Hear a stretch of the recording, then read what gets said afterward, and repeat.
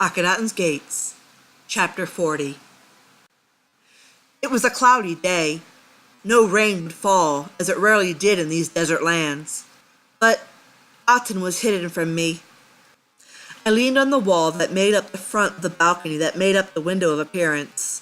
People passed beneath the King's Bridge, unaware of my presence above. I had called no gathering, so no one was looking.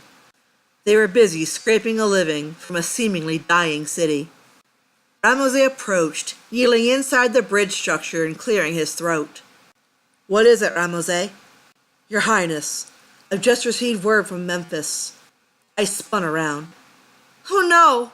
Akhetaten!" "It's all right," he replied quickly. "She is not harmed, but she is having great difficulty quelling the riots. The demand is starting to become unanimous.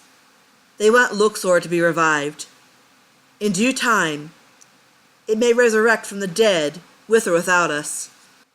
The truth of the matter is, Akhetaten is falling apart, and people are abandoning it." I frowned, starting to chew on my bottom lip. A few sores had formed from this new dirty habit I had acquired. I looked out from the balcony. Indeed, Akhetaten was a mess. It looked like a ghost town. There were few people left, and making a living was very difficult. This was it, wasn't it? Akhetaten was dead. And Akhetaten was Akhetaten. I had failed him. Now I had to stop thinking as a loyal wife and look at the situation from the point of view of a king. I had to take care of Egypt. "They win," I said, closing my eyes and lowering my head in mortal defeat. Close down, Akhetaten. We're going to join Meredaten in Memphis. From there, we will discuss the reconstruction of Luxor. It kills me, but that is what is best for Egypt." "What about Aten and Atenism?" Ramose asked. "I don't know.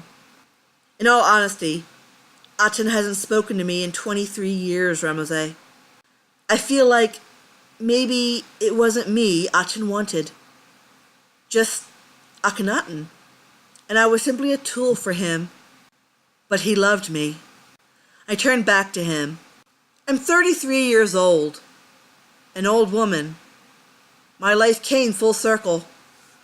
I was alone when I returned to Egypt. "You're not alone," he stated. "You still have people who respect you for you.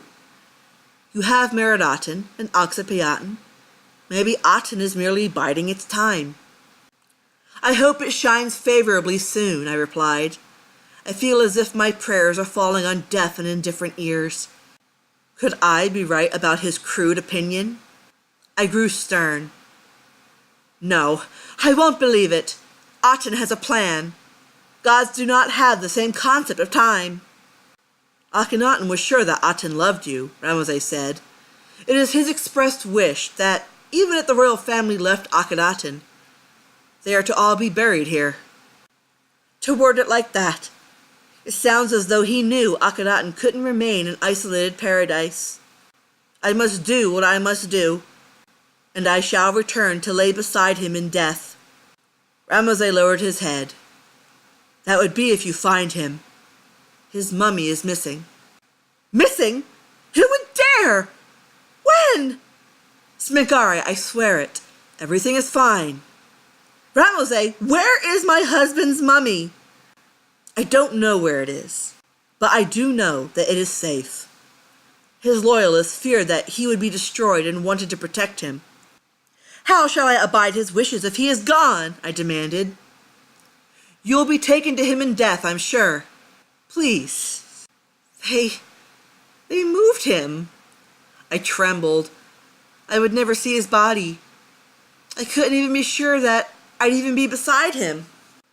"We should tell everybody of your decision, my pharaoh." I wiped my face. The makeup was smearing from the tears. "Damn it! Very well. Prepare a banquet for them tonight. I will meet with them and give them their victory." "Yes, my pharaoh." It would be extremely safe to say that Memphis was not very happy to see me. As my procession of chariots paraded through the street, some of the subjects took to throwing rocks at the entourage. The driver had to shield me from the attacks, as did the soldiers trying to flank beside me. This was how I was greeted throughout the city until I was safely inside the palace.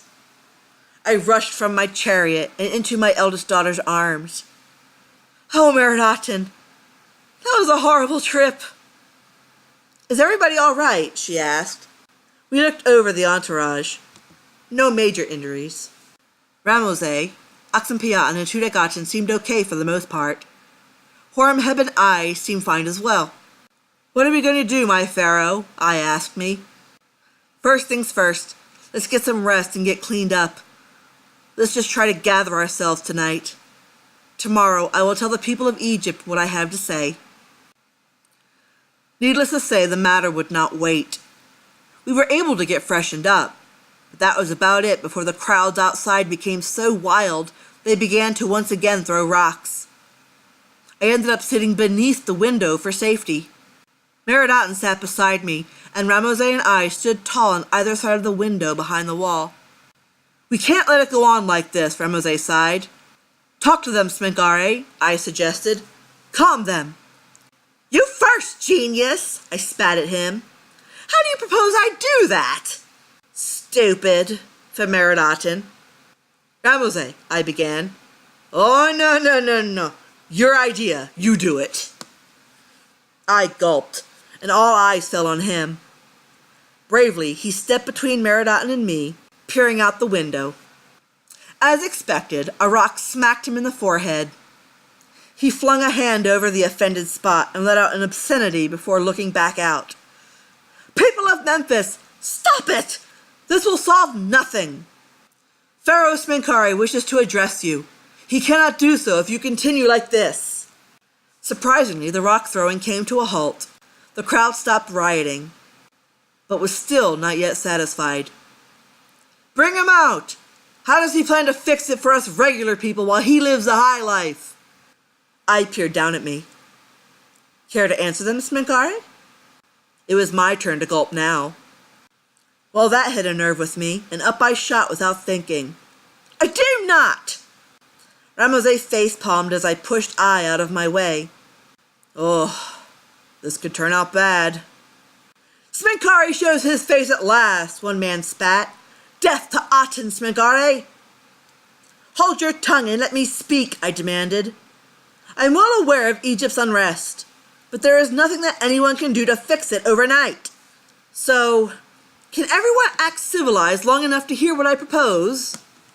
It took a few minutes for a tense calm to fall over the crowd. Rather than yelling and screaming, they were now muttering to the people closest to them. Finally, a voice rose up. "We're listening." I hesitated, taking a few deep breaths. Well, here it goes. "People of Egypt, I want our country to be of a proud sort. We, being Egypt and the great house, have grown divided. I wish to unify us once again, and let the people be part of my heart. That is how it should be." I paused a moment to swallow hard. "That fantasy ride is over." Another pause.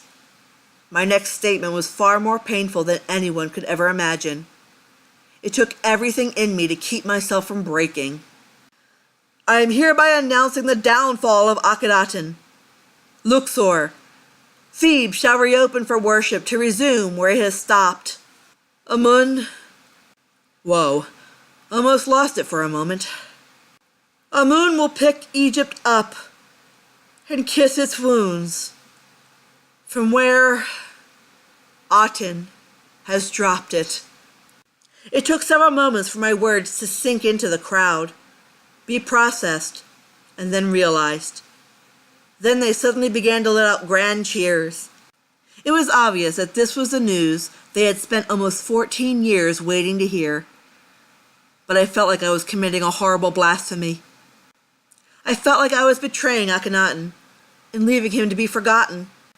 I peered up as the sun shone down on us. Oh, "I am so sorry," I whispered to Aten. "And my beloved,"